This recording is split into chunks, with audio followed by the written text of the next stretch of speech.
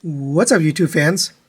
Today we're going to take a look at the Takara Tomy Transformers Lunar Cruiser Prime. So this is a collaboration between Takara and JAXA, which is the Japanese Aerospace Exploration Agency, and Toyota, who I guess worked on this vehicle. You can see both their names are on there. It is officially licensed by those two. And it's pretty cool because it's the first time we've had a Prime that transforms into a vehicle like this. It does have some really nice details on it. It does say Toyota up here. Nice little headlights there. You have a winch here on the front, painted silver. It doesn't do anything, but it looks cool. Painted silver wheels, Japanese flag right there. JAXA and Toyota painted on there. Orange signal light there, red signals on the back. Some kind of fuel cell or array there. And then silver details, red down here. Again, more lights. And then on this side you have this array here. That looks really good. Here's the bottom. It's very clean overall. It does have these antennae. They're rubbery plastic, so they don't break. So you don't have to worry about that. It does roll very nicely.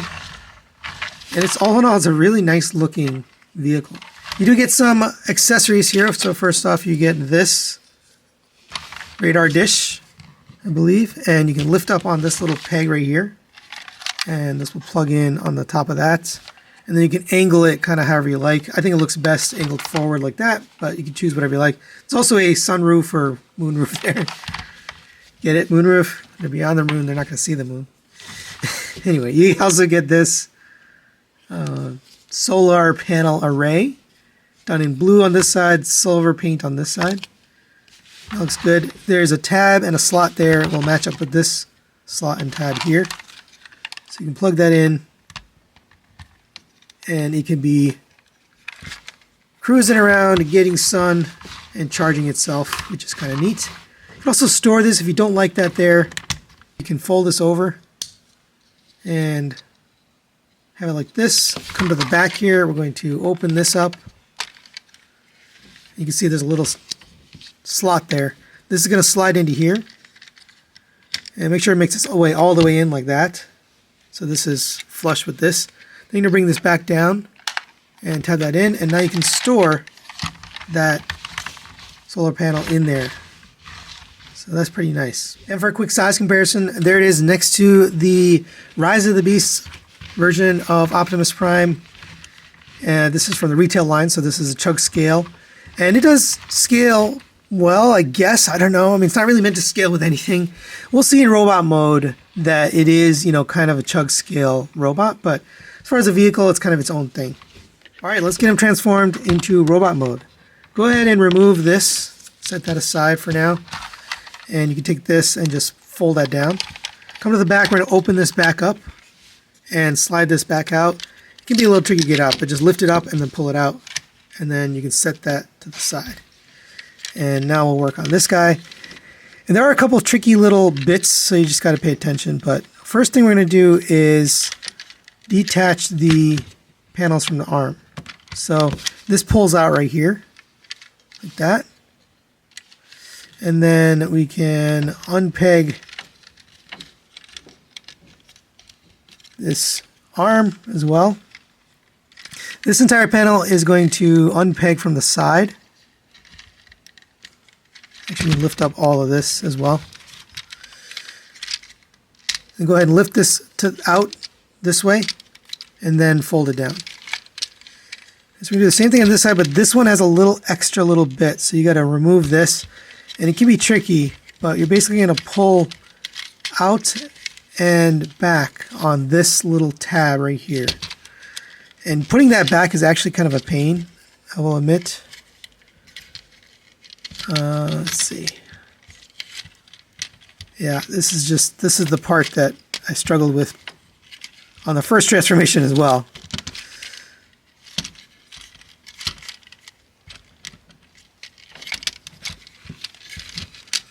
There we go.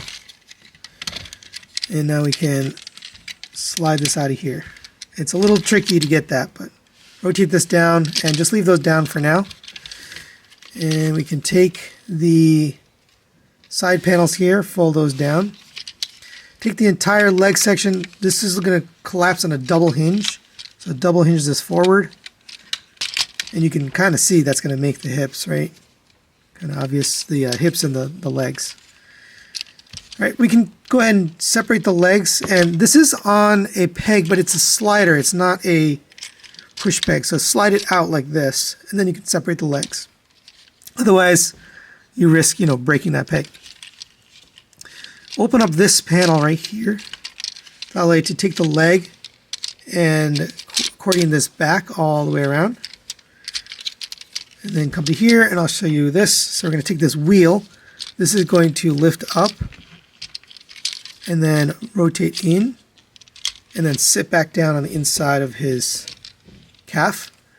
This is going to come around. There's a tab right here, black tab, that's going to make its way into the back of his knee.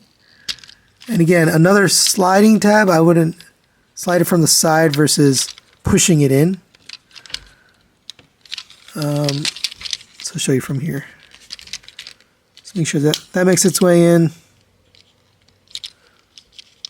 There we go. Then you're going to go ahead and close this panel and leave this open. That's going to be his heel spur. Right, so that's one leg done. There he is with both legs done. So now we can do the next step. Go ahead and lift up on this. That'll allow you to take this. And now it looks like you could reach the matrix, but you can't get to it because it's behind this panel here. So anyway, fold this up and I can see the matrix. It is painted silver and blue underneath there. Anyway, close that down. And while you're doing that, you're going to lift up this head to the other side. Bring these arms over. And this can be a little confusing, but go ahead and pull forward on this. This is on a slider right here. Then we're going to rotate this around the other side and then tab it back in. There's a tab on the front of his arm. So push that back down. Bring this down and bring the elbow to the front. All right, same on this side. Rotate, slide this out, rotate this around, tab it back in. Bring the arm around and then rotate the elbow to the front. And then we will take care of this. We can fold this panel up. I probably should have done this before, but that's okay. Fold this up and it's going to tab in right there. Go ahead and rotate these on the sides, which it's funny, it makes their smokestacks out of those. Come to the back, we'll take care of all this. So go ahead and open these up. I'm going to collapse this down. You'll hear it click into place. There's a notch. Bring this to the side. This is on a hinge, so just bring this straight out to the side. Bring this down. And this is going to come down and tab in to the back here. And then this piece, we're going to take these two, and these are going to accordion forwards. And there's a little clip on the inside edge of this piece. So just make sure that makes its way onto the plastic piece in the front of it. Right. And then we can take the entire backpack, and there's two slots here, or sorry, two pegs here and two slots on the back. So you can plug that into there, and that all secures really nicely. Right, and there we have Lunar Cruiser Prime in robot mode. And he looks pretty cool. It's a kind of a cool looking Optimus. It's got the flavor of Optimus, but obviously with that, new vehicle look. We can take this. This kind of completes his look, the radar dish, and just plug it in on the top here. It kind of fills up one of his smokestacks, but you could do that. It's got a pretty nice head sculpt. Silver or gunmetal for the head crest, blue for the eyes, silver for the face, and then blue paint for the head overall. It's got a good amount of paint. I'm just going to point it out since we're here. The head is fully painted. This Toyota bumper here is painted. The Autobot symbol. The red here on the arms. The blue, I want to say these knees and these shins are painted, but the feet are not. This gray is not painted. The yellow here on the crotch is painted. And then here's the back. Overall, it's got some amount of paint on it. We can also take this accessory, and you can do a lot with this. So, first off, if you want to just stow it away, you don't want to use it, there's two little slots here on the back 2 pegs right here. Just get that pegged into his back, and you can store that there and leave it. The only thing is he doesn't really have a weapon. He has this thing on his arm, but he doesn't really have a weapon. So we can take this and we can use this in a couple of ways. So one, you can take this and plug this into here. And I recommend just holding this and plug this in. And it's tricky because it rotates, but and then rotate that down, and now he's got a shield on the side of his arm. You can also take this and just put it in his hand as a regular handheld shield. And he does have opening fingers. We'll go over the articulation in a second.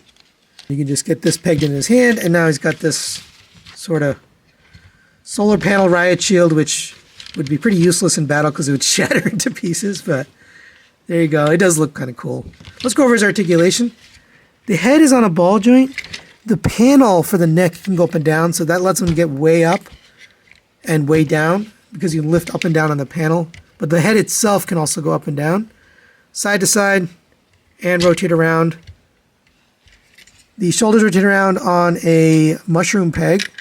There is a butterfly joint. It's a reverse butterfly. I'm just going to take this off for now. It's a reverse butterfly, so it doesn't go forward really. Out to the side on a hinge. Rotation here at the bicep. Single jointed elbow gets you past 90 degrees. Rotation at the wrist. Single pin for the fingers. These hands might be painted too. I'm not 100% sure, but they look like they're painted. At the waist, you have a rotation. You don't, I guess you get a fake ab crunch because the hips can move. The legs will kick up to there. Back to there, hindered. It's actually a stop point there. Out to the side on a soft ratchet. You have a rotation here at the thigh. You have a single jointed knee, but it starts to collide with its own, sculpt here. Because of this piece, you can move that out of the way, then you can get past 90 degrees, but just due to the way this is designed, it does collide with this little piece right here, so you can get that plugged back in. But going to the feet, you have ankle tilt out to there, and you have forward and backward a little bit here, just due to the design of this hinge right here. So, and for some quick size comparisons, there it is next to the Earthrise Optimus Prime and the new missing link G1 Optimus Prime. And you can see he's basically the same height, maybe a hair taller than this guy, which is a Voyager. So to me, this is a Voyager scale Optimus. Now, it's got a lot of parts count probably, and a little bit more quality, a little bit more paint. So I can understand why it's a higher price point, but the $80 price point, we'll talk about that in the final thoughts.